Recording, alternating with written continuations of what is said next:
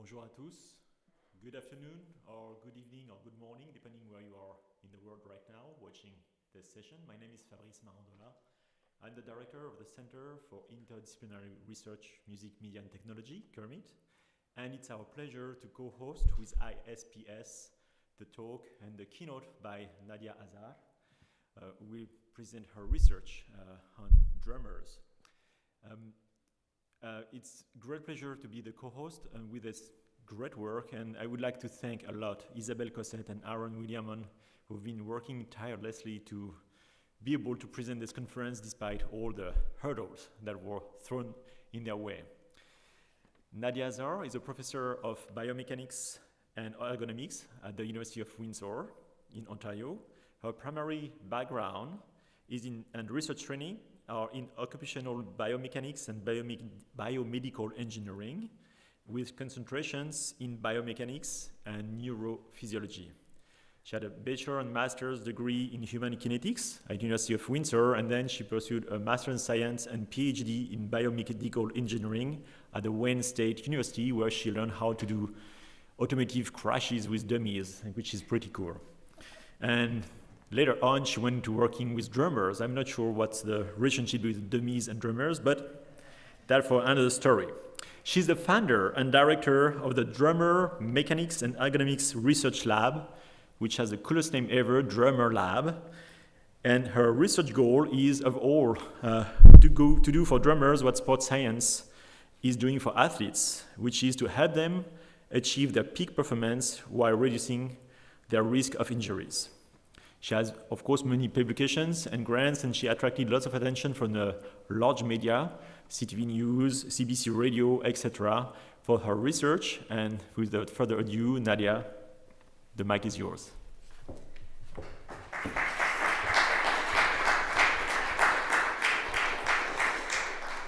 Merci beaucoup, Fabrice, and thank you very much, everyone, for coming today, and especially thank you to Fabrice and Kermit and the ISPS Organizing Committee for inviting me to come here to present to you today. I'm truly honored to be here.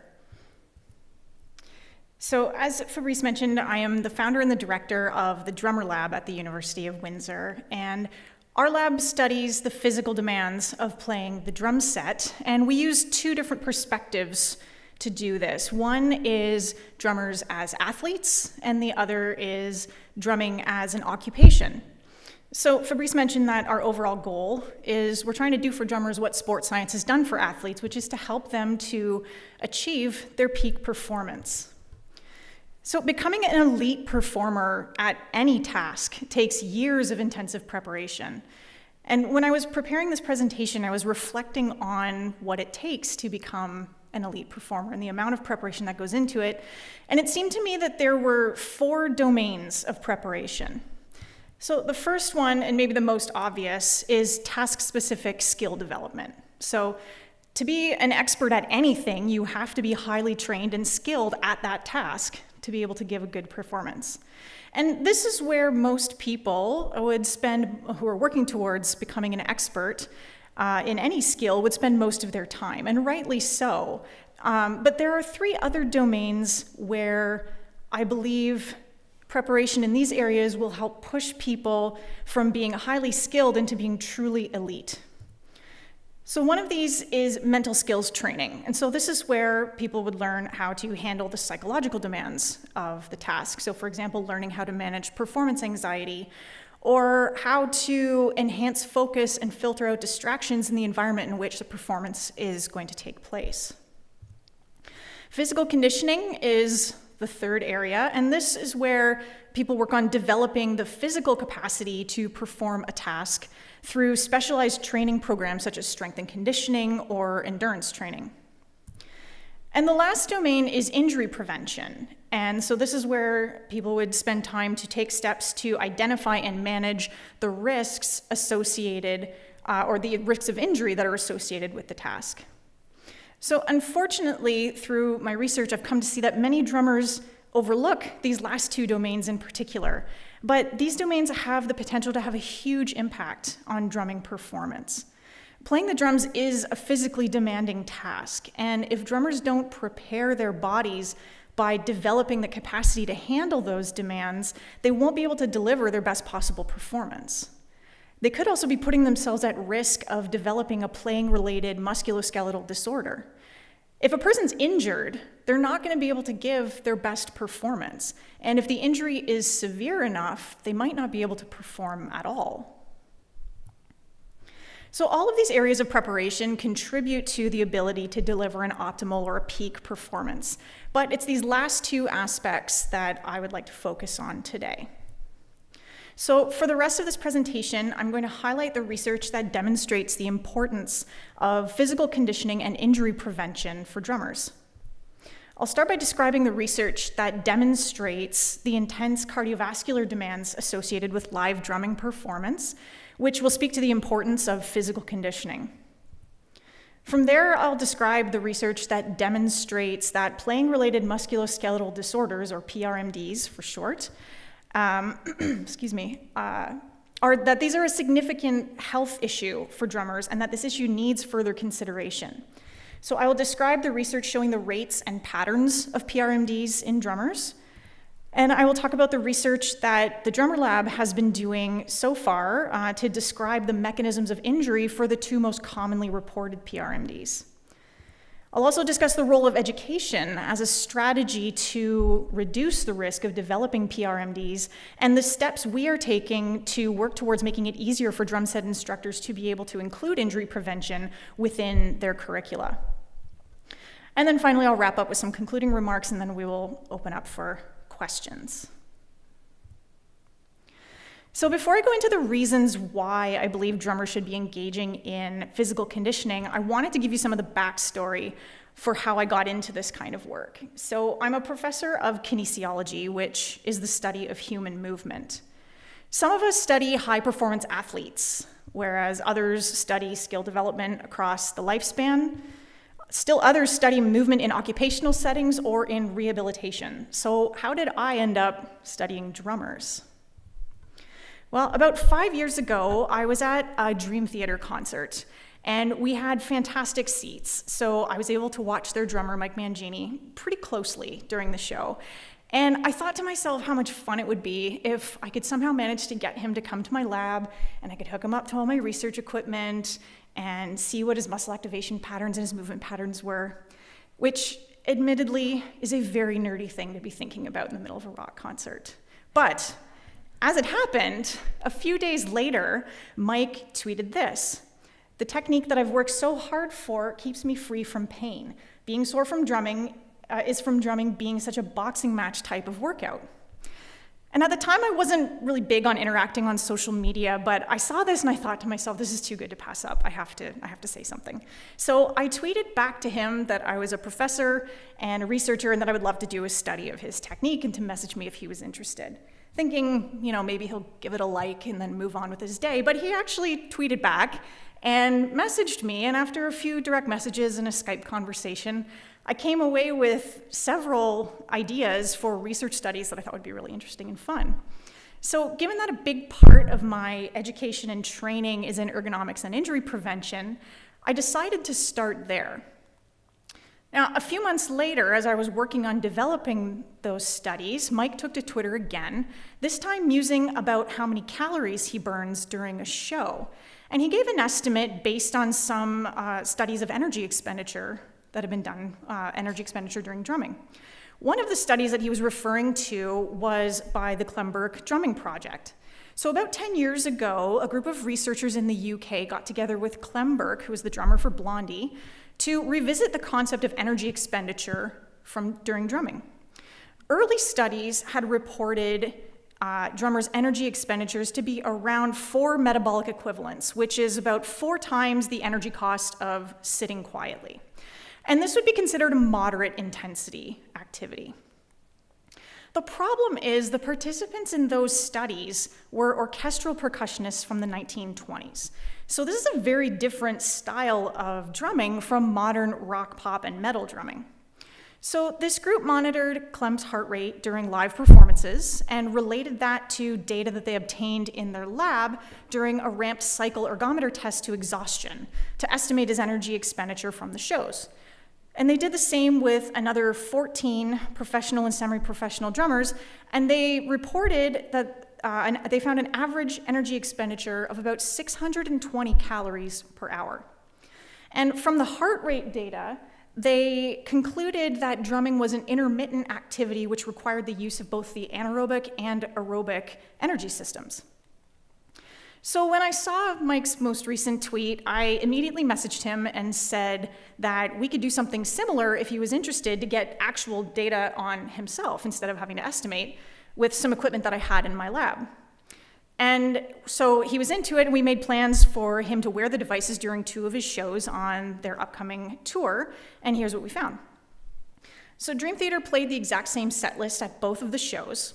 The first set was a mix of songs. The second set was their Images and Words album from start to finish, because that's what they were celebrating on this tour. And the encore was a 23-minute song called A Change of Seasons. The total playing time for each show was about 2.5 hours.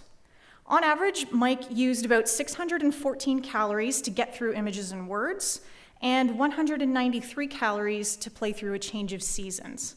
His total energy expenditure averaged across both shows, including both sets and the encore, was about 1,338 calories. His average energy expenditure for each show, or average rate of energy expenditure for each show, was a little over 8 calories per minute. Now, around the same time, Jeff Burrows heard about what Mike and I were doing, and he wanted to get involved as well. Jeff is the drummer for the Canadian rock band The Tea Party, and they had a residency coming up in Toronto a couple weeks after Mike's shows. So Jeff and I made plans for him to wear the armbands during 2 of those shows, and here's what we found for his data. Each of their shows included 2 sets and an encore, and the band was featuring a different album at each show. Jeff used about 690 calories to play through the Transmission album and about 730 calories to play through the Edges of Twilight album. His total energy expenditure averaged across the 2 shows was about 1,378 calories, and his average rate of energy expenditure was a little over 8 calories per minute.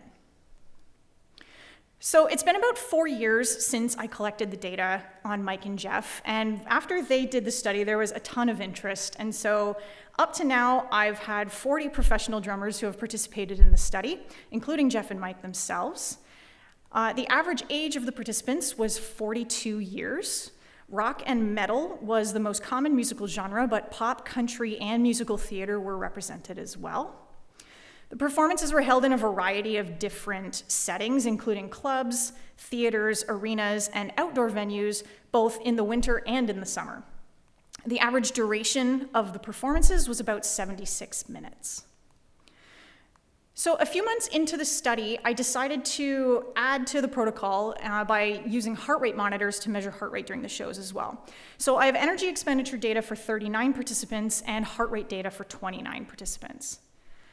For those participants, the average rate of energy expenditure was 10 calories per minute. So to put this into context, for a person whose body mass is 68 kilograms, this rate of energy expenditure is comparable to what they would expend during a moderate intensity session on a stationary rower or a stationary bike. The average heart rate across the 29 participants was 144 beats per minute, and the average peak heart rate was 175 beats per minute. So again, to provide some context, the typical resting heart rate for a healthy adult is between 60 and 100 beats per minute. So these values are well above resting heart rate. But if you want to get a sense of how hard someone is working based on their heart rate, you have to compare it to the heart rate during the task to their maximum heart rate. And measuring max heart rate directly requires those tests to exhaustion that I mentioned earlier. And those tests have to be done in a lab, which wasn't really going to be possible with this participant group. So what I did instead was I estimated their maximum heart rate using this equation for age-predicted max heart rate, or I identified the peak heart rate that was recorded throughout the show, and I used whichever one was highest. Once I had that number, I expressed their heart rates from the shows as a percentage of that maximum number, and then I calculated how much time they spent within each of these 5 exercise intensity categories as defined by the American College of Sports Medicine. On average, the participants spent 83% of their time during the performances with their heart rates at or above 64% of their max heart rate, which is defined as moderate, vigorous, or at or near maximal intensity. The Canadian Society for Exercise Physiology and the American College of Sports Medicine both recommend that healthy adults get at least 150 minutes of moderate to vigorous intensity exercise per week. So if the average show duration for my participants was 76 minutes, and they were spending 83% of their show time at or above a moderate intensity, then they could easily meet or exceed this recommendation while they are out on tour.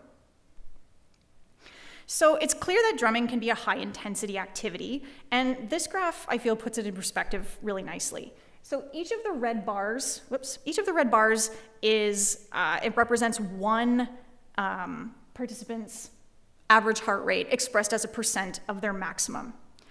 The group's average heart rate in absolute terms was 144 beats per minute, which when you average out their max or their average heart rate as a percent of their maximum, it worked out to about 79% of max heart rate. Compare that to the average heart rate of a group of professional soccer players during competitive match play, which was 86% maximum heart rate.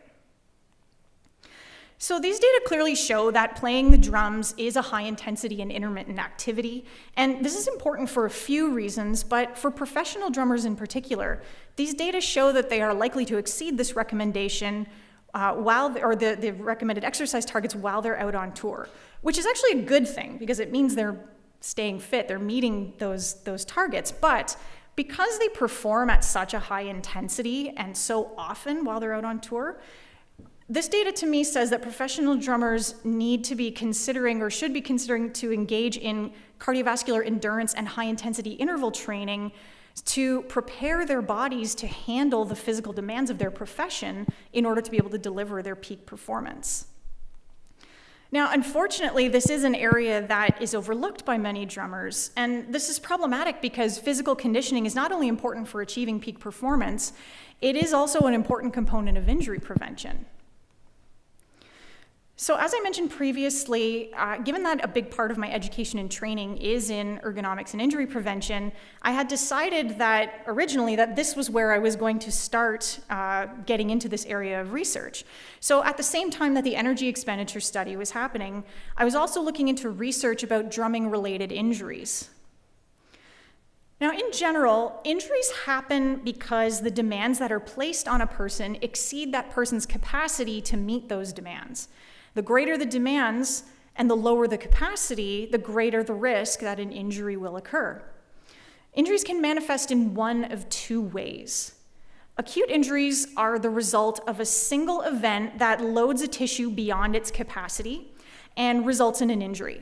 So an example would be if you were to slip on an icy sidewalk and fracture your wrist while breaking your fall. That fracture happens because the force that's applied to your bone during the fall is higher than the maximum force that that bone can handle, and so it fractures. Chronic injuries, on the other hand, are the result of repeated lower level loading that wears down the tissue so that over time, the tissue's capacity to handle the load is reduced to the point where a load that was once acceptable is no longer tolerated and an injury occurs.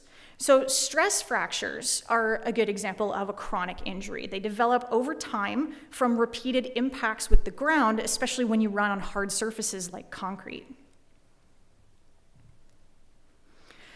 Playing-related musculoskeletal disorders, or PRMDs, fall into that latter category. PRMDs develop over time as a direct result of playing an instrument, and they interfere with the musician's ability to play their instrument at the level to which they are accustomed. Some examples include tendinitis, carpal tunnel syndrome, bursitis, and low back pain. Now, you've all likely heard of at least one drummer who faced a potentially career-ending PRMD, and these were the drumming-related injuries that I was most interested in. But when I started reviewing the literature, I very quickly found that there was very little research on PRMDs in percussionists in general, let alone on drummers specifically. Based on the best available literature at the time, the lifetime prevalence of PRMDs in percussionists, including drummers, was somewhere between 74 to 77%. And the upper limbs and the low back tended to be affected the most. Now, the results of these two studies and many of the other previous studies are difficult to apply to drummers specifically for a variety of reasons, such as the studies used mixed percussion groups, small sample sizes, or the lack of inclusion of diverse musical genres. Now, many of the risk factors for developing PRMDs are probably common to all percussionists, but the rates and the injury patterns in drummers may differ due to differences in the physical demands on drummers compared to other percussionists, and within drummers who play different styles of music. So I designed a study that would try to address some of these limitations. And the goal of the study was to determine the rates and the injury patterns of PRMDs specifically in drummers, and to identify the characteristics that might put drummers at risk for or protect them from developing PRMDs. To collect the data, I developed an electronic survey that included 3 types of questions. The first section asked about respondent characteristics like age, gender, and years of playing experience. The second section asked participants about their experiences with PRMDs, such as their injury history, what their pain levels were, how much the injury interfered with their ability to play, things like that. The section also included a body map so that participants could tell me which body parts were affected by the injury. And it also contained a question asking them to list the medical diagnosis they had received, if any. The third section of the survey asked a series of questions about drumming and lifestyle-related characteristics, such as practice and performance habits, and how often they engaged in warm-ups, cool-downs, and exercise. The survey was distributed through social media and online for a period of 3 months. During that time, I received 862 responses from drummers from around the world, and 831 of them provided usable data. Canada, the United States, and Europe were the countries that had the most representation, but there was representation from every continent except Antarctica. 90% of the participants self-identified as being male, and the average age was 40 years. The data were analyzed using qualitative or quantitative methods where appropriate, and here's what I found. 68% of the respondents reported that they had experienced a PRMD at some point during their playing lifetimes, which is a little lower but still pretty consistent with the previous studies. The respondents also reported similar body regions where PRMDs developed, particularly the upper limbs and the back, and with the wrists and the low back being the most frequently cited specific locations where the injuries occurred. 23% of the respondents reported that they had experienced a PRMD within the 7 days leading up to them completing the survey. These respondents were also asked to rate how much the PRMD was interfering with various aspects of their playing and their daily lives, and the average score was a 5 out of 10, which indicates a moderate level of interference. Which may not seem like that strong of a rating, but when you consider the high stakes that are involved in a career as a musician, a moderate degree of interference is still a cause for concern in my mind. Another alarming finding was that 59% of the respondents reported that they had experienced more than one PRMD in their lifetime. Also, only 42% of them had received a diagnosis from a medical professional. The 2 most common diagnoses were tendinitis and carpal tunnel syndrome. So this first analysis of the survey data confirmed that PRMDs are a significant health concern for drummers. And it's compounded by the lack of extended healthcare benefits. Most of the survey respondents reported that they do not have these benefits, or they get them through other employment besides drumming. So without those benefits, PRMDs could be particularly burdensome because the drummers would have to pay for the costs of dealing with those injuries out of pocket, especially in countries without socialized medicine. So this highlights the importance of determining the risk and protective factors for these injuries to try to reduce their burden. The data also clearly showed that the upper limbs were where most of the problems were occurring, and that the most common injuries were tendinitis and carpal tunnel syndrome. So this first analysis gave us the roadmap for additional studies to examine the potential risk factors for PRMDs in more depth. And since the upper limb was affected the most often, and the two most common injuries share many of the same biomechanical risk factors, this is where my graduate students and I decided to start.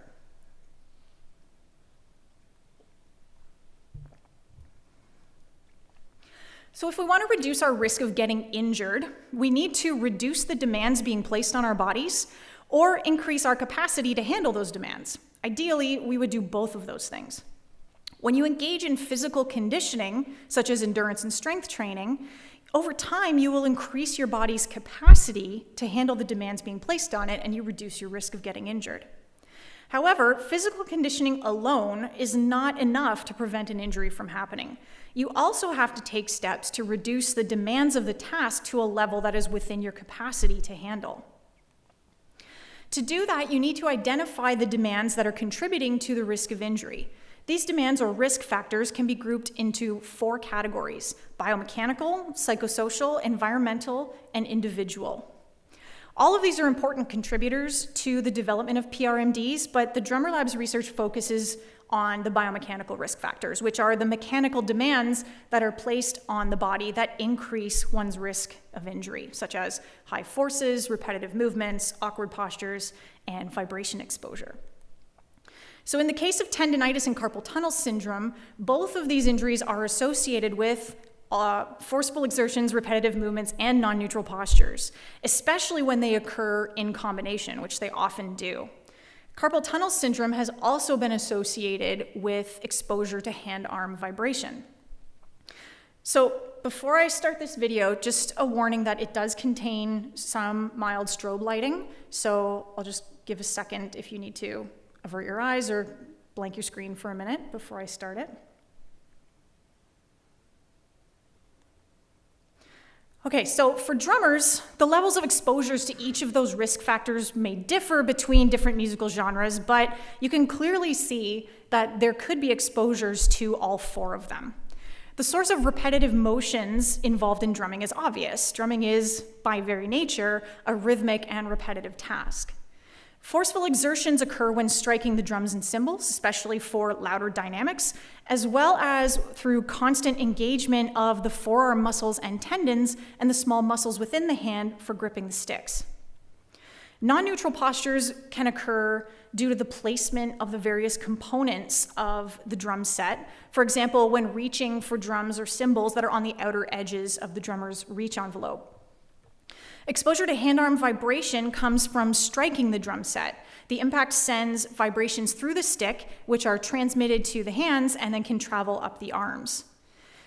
Now, although there have been a few studies that have documented the forces and the movements associated with drumming, no one has examined this data in the context of injury prevention. And only one study has examined drummers' exposures to hand-arm vibration. So this is one area where the Drummer Lab is working to fill the gap. A few years ago, my student, Jessica, used 3D motion capture to document the movement patterns of drummers' upper limbs while playing. 11 drummers participated in her study, 9 of whom yielded usable data.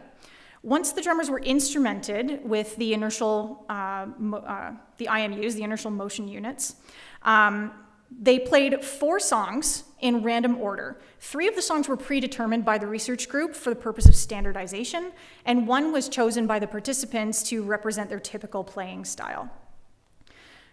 Jessica then extracted the joint angle time histories for the primary axes of rotation for the shoulder, elbow, and wrist joints bilaterally. And then she calculated the total ranges of motion, the average, minimum, and maximum joint angles, and the percentage of playing time spent in non-neutral joint postures for each standardized song individually and all 3 songs combined. So one of the more surprising findings that came out of Jessica's study was how much time the drummers spent not only with their wrists outside of neutral postures, but with their wrists extended. This graph shows the flexion and extension posture of one drummer's right hand over the course of playing a single song that was about 3 minutes long. The horizontal axis represents time, and the vertical axis represents the wrist joint posture. The positive values represent wrist flexion, and the negative values represent wrist extension. You can clearly see that the drummer spent most of the song with their wrist in extension. And as a group, the drummers spent about 96% of their time with their wrists extended. Now, the area between these two dotted lines is the range of wrist flexion and extension angles that we would consider to be a neutral wrist posture, and the shaded yellow areas are what we would consider mildly non-neutral. As you can see, this drummer spent a substantial amount of time with their wrists extended well beyond that range, clearly in the territory that we would consider non-neutral or even extreme. As a group, the drummers spend about 90% of their time with their wrists in non-neutral posture. And we saw similar patterns for lateral deviation of the wrists, as well as for some shoulder movements. So these data suggested that non-neutral postures are likely to be contributing factors for the tendinitis and carpal tunnel syndrome that has been reported in drummers. Now, repetition is obviously a huge part of playing the drums, and we really did not need a research study to tell us that drumming involves repetitive movements. But the data that Jess collected also really highlighted the presence of repetitive movements, especially at the wrists. Each peak and valley on this graph indicates a change in the direction of the flexion extension motion at the wrist.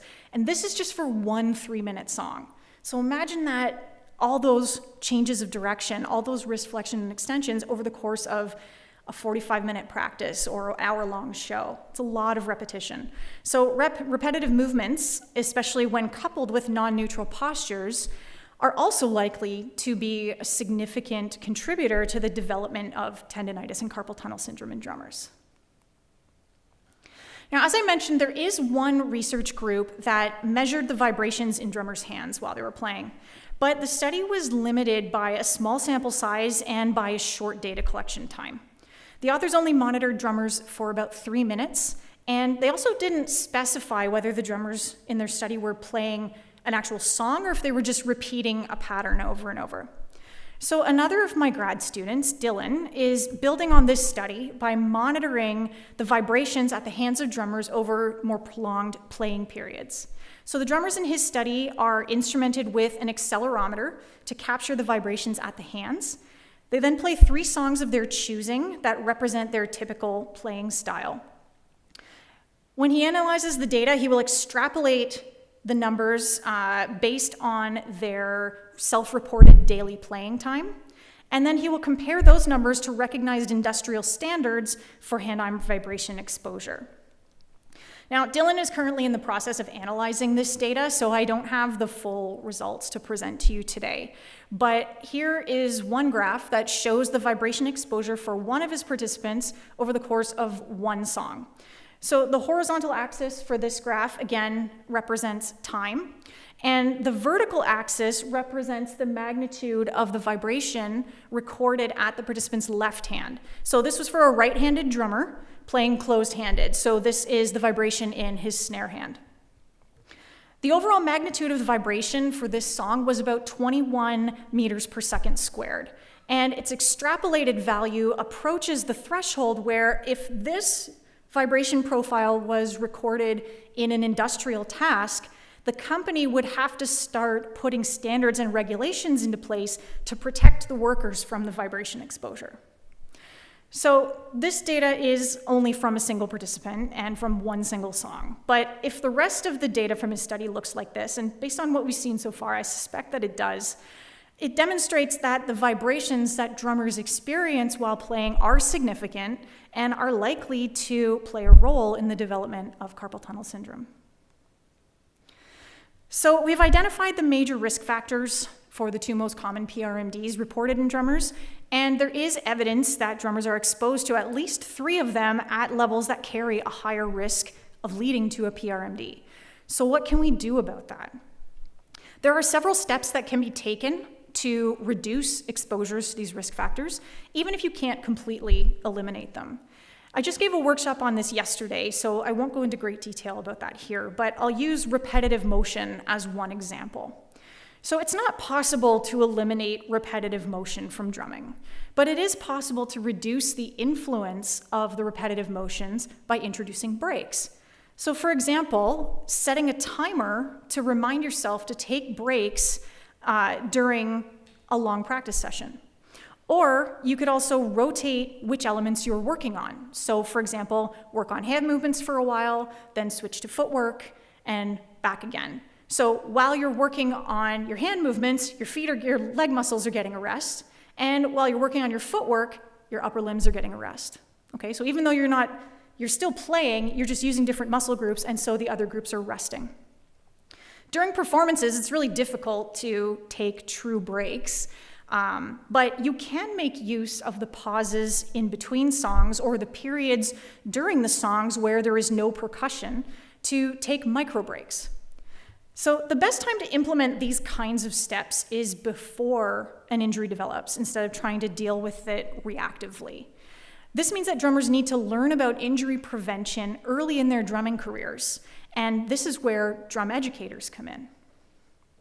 So in theory, if drum educators included PRMD prevention in their curricula, it might encourage their students to engage in risk reduction behaviors, which in turn could reduce their rates of reporting PRMDs, or at least the severity of the symptoms.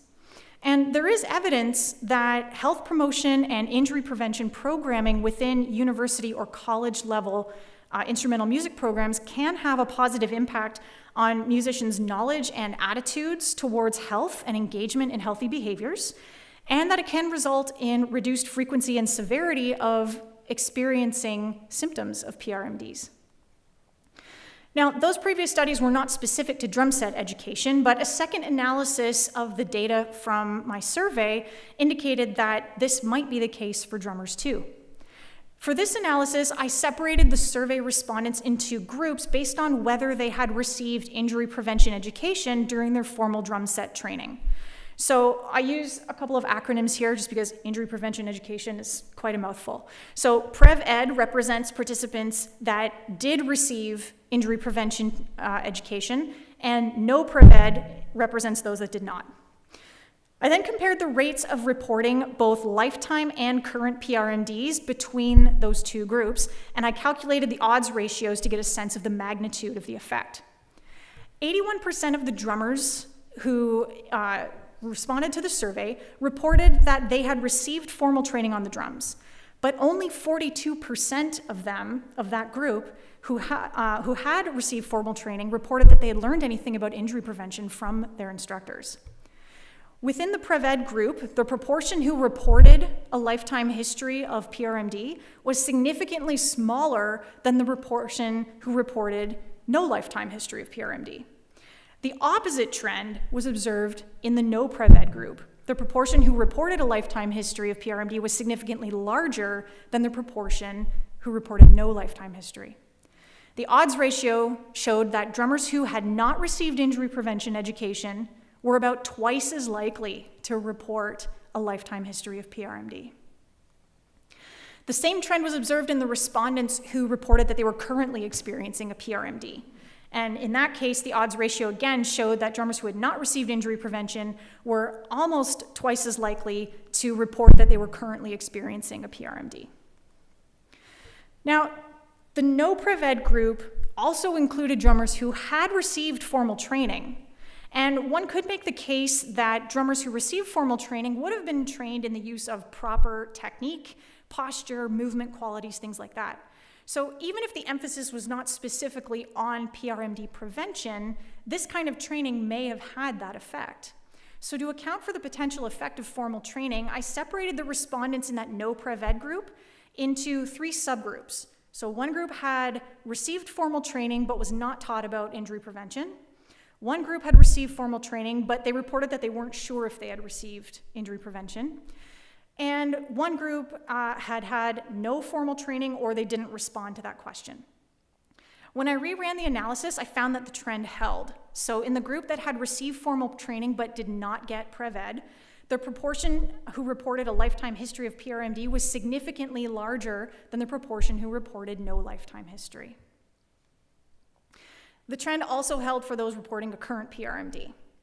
So another interesting finding from this analysis was that the drummers who had received injury prevention education reported engaging in warm-ups, cool-downs, and exercise significantly more often than respondents who had not received injury prevention education. So what this data tells us is that formal lessons alone might not be enough to reduce the rates of PRMDs in drummers. It looks like we need educators to specifically address injury prevention with their students if we want to have a substantial impact on the rates at which drummers are reporting PRMDs.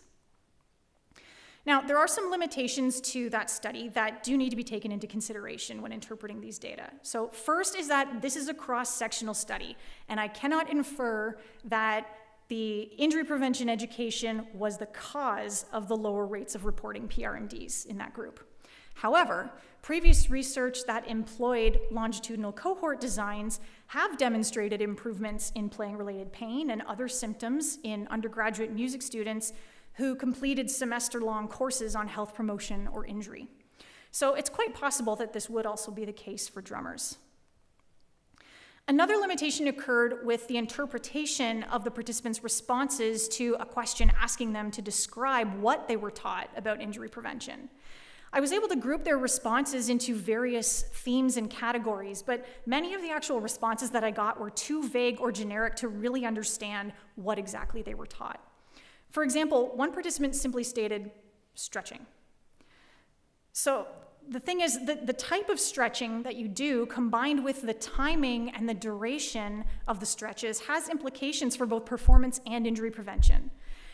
So even respondents who do regularly engage in these activities may not experience lower rates of reporting PRMDs or lower levels of pain or interference if they're not engaging in the optimal forms of injury prevention behaviors. Further to that point, the respondents who reported learning about injury prevention were less likely to report a history of PRMD, but when you look at the rates of reporting PRMDs between the two groups, they were still high.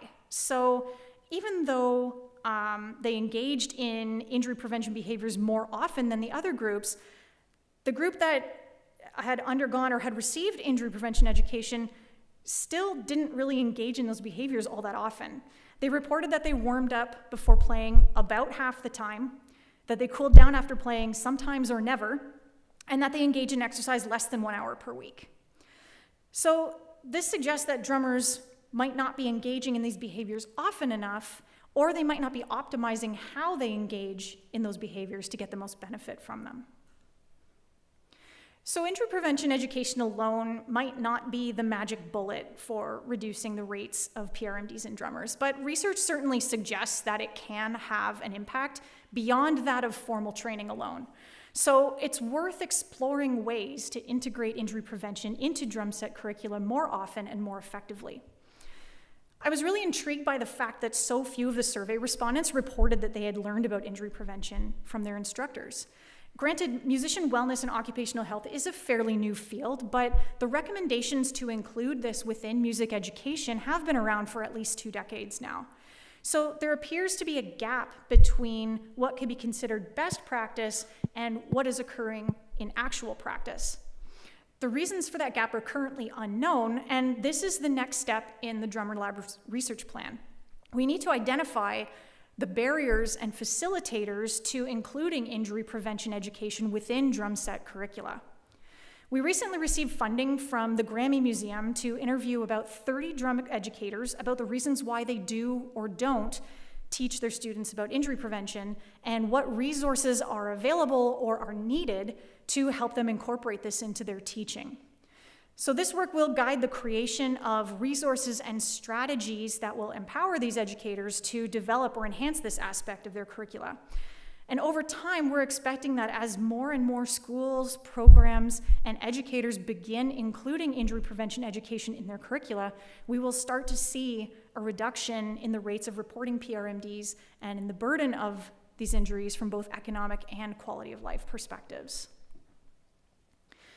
So just to summarize, playing the drums is a physically demanding task, and physical conditioning to handle the demands is essential.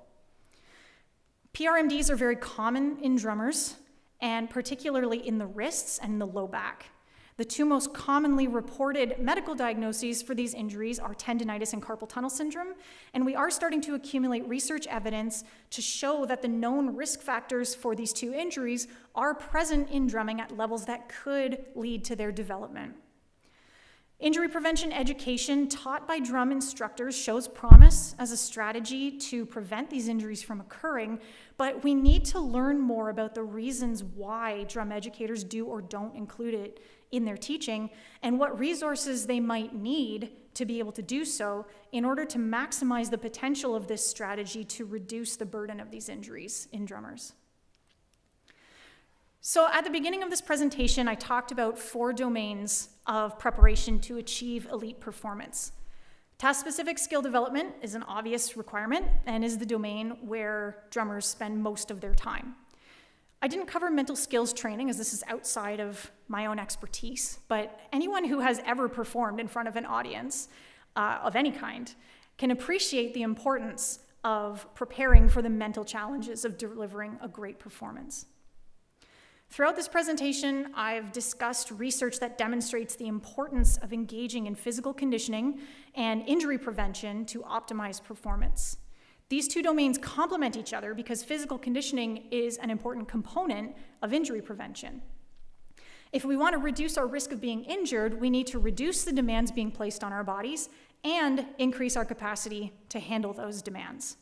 When you engage in physical conditioning, like endurance and strength training, over time, you increase your body's capacity to handle the demands being placed on it. When you take steps to reduce your exposures to risk factors for developing PRMDs, such as taking breaks to give your body a chance to recover from repetitive movements, you reduce the demands being placed on your body while you're playing.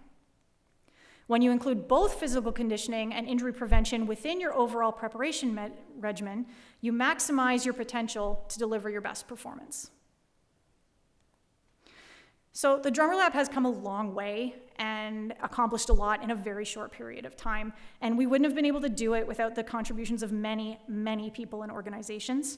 There are way too many of them to fit on one slide, but I particularly want to thank my funding sources, the people who have provided in-kind support for our work, my department administrators and my colleagues for supporting our work and being very gracious about the noise coming from our non-soundproofed lab, especially when they're teaching, and my grad students for coming along on this ride with me, and of course, my family for their support and encouragement. So for the sake of the recording, I'm going to flip through a couple slides with my references and image sources. And that's it. Thank you very much again for attending today, and I'd love to answer your questions.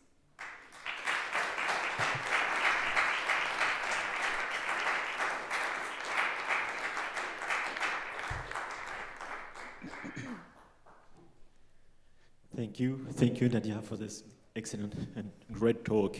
And I just learned that going to the bar for a good beer after a show is not the best way to reduce risk. Too sad.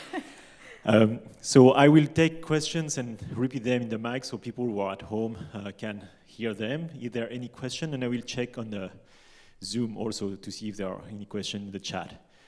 Isabel, you're checking? Okay. Is there any question? I have one to start with. When you did your survey, I'm wondering if people responded were responding because they were already experiencing PRMDs, and do you have a sense of kind of over rate of responses from people who are injured or who are injured versus the normal body of percussionists or drummers? Yeah, so that is certainly a possibility that there was response bias, and that's acknowledged in all the other survey studies that I talked about as well. People who are already experiencing the issue might be more motivated to respond to a survey about a particular issue. But because my numbers were very similar to previous studies, I feel like the bias, I'm sure it was still there, but at least it seems like it was on par with other groups who have done similar studies with other musicians. But because of the way the study recruitment proceeded, it was online, it was snowball sampling. I don't have a sense of, I can't calculate a response rate because I don't know how many people saw it and chose not to respond. I did try to, when I was promoting it, to say, like, even if you've never experienced an injury, I want to hear from you, knowing that this was probably going to happen, but I don't have a way to quantify that. Thank you. Yes, John. I was wondering if you are working yourself on injury prevention training, or where someone could get that, both as a teacher and as a player. So I will just repeat the question for people at home. Sure, so it's a question from one of our drum professor here, John Hollenbeck, in the jazz department, and I'm wondering, where to go to get, as a teacher and as a drummer, to get some, ergonomics knowledge and help on prevention and things like that. Absolutely. So as I said yesterday, I did a workshop where we talked about injury prevention and strategies to incorporate. And I would like to do more of that because I don't think there's enough of it out there. In terms of resources for educators, that is my long-term plan. I would like to be able to develop something that educators can use to start incorporating this with their students. There are some resources out there. For example, John Lamb's book, The Anatomy of Drumming, is great. There are some articles. I co-wrote an article with my grad student, Dylan, who is a certified athletic therapist, about addressing and managing some of the more common playing-related musculoskeletal disorders. That's on the Drumeo Beat, so you can go to that. Actually, I think I do. Yeah, my link tree up here. If you go there, there's links to that article as well. But I do hope at some point to roll out some kind of resource that will make it easier for teachers to do this. Thank you. Isabel, you have questions? Yeah, well, I have questions from the people around the world. Okay, so, sorry. So the first question was, do you have any plans to extend this work to other instruments? Not at the moment, no. Not because I don't think it's important, because I really do. But there's so little work done in percussion in general and drummers specifically that in an effort not to spread myself too thin, I'd like to focus on one particular group. However, I know that there is more work that's been done, I believe, on pianists and violinists. There seems to be a bigger body of knowledge for those two groups, but I myself haven't dived into that quite yet. Okay, another question. This was from Andrea Creech. Now I have a question from Christine Goptil. Given that rock musicians, make a lot of their income while on tour, and tours tend to be very intense in terms of playing time and travel with little time for conditioning and rest. Have you discussed with your participants about how the business of touring could be modified to better support the health of drummers? That conversation has come up several times. And in fact, many of the professional drummers that I've worked with have told me that they work out on an almost daily basis, whether it's going for a run or one group in particular, their entire band, they bring like weights and battle bands and stuff out on tour with them and set it up in one of their trailers as this like sort of makeshift gym, and they work out every day as a band. So I think people are finding ways to incorporate it. It is a challenge, especially when you think about things like, riding all night on a bus and getting no sleep, and then having to, grab a couple hours in a hotel before you go to interviews and sound check and all those kind of meet and greets and what have you. It is very challenging. I'd be interested to talk to more of them now touring in the age of COVID-19, because a lot of the things like meet and greets are no longer part of the package for obvious reasons. So I wonder if that has freed up more time for them to be able to engage in these, and if any of them have taken that opportunity to do that, but I haven't had a chance to ask them about that yet. But that is a great question and definitely a consideration. So maybe one last question, either from the hall or from the chat. But we have a session with Nadia tomorrow at 9:30, I think, if I remember correctly. Yes. Okay. Okay. So would you like to go? You can go with the chat. I can ask after. Okay. Are there recommendations for the spatial arrangement of the different instruments during the kit setting? Do you think that this would reduce some of the risk factors? So there was a study out of, I believe it was the Philippines, where they kind of looked at that and said, you know, if we take what we know about reach envelope for setting up an industrial task or an office layout and apply that to a drum set, what does that look like? I would say, I mean, and I don't know those numbers off the top of my head, but there's no hard and fast, like you should have your drum, your ride cymbal at this height, because everyone's body is different. So what works well for me for placement will not work at all for somebody who is 6'5". So it very much depends on yourself and your own, like the number of items you use and what you use most often. So general guidelines would be things like keep things that you use most often in closer to you so that you don't have to reach really often. You can have something way out here if it's something that you don't use, you know, you only use it 2 or 3 times a show. A big reach like that's not that big of a deal. You don't want to be putting, you know, your ride cymbal all the way out there and having to have this, you know, really long reach all the time. So yeah, there aren't any specific guidelines just yet. But again, part of what we're trying to do is take what we know from the industrial world and apply it to drummers. So hopefully soon.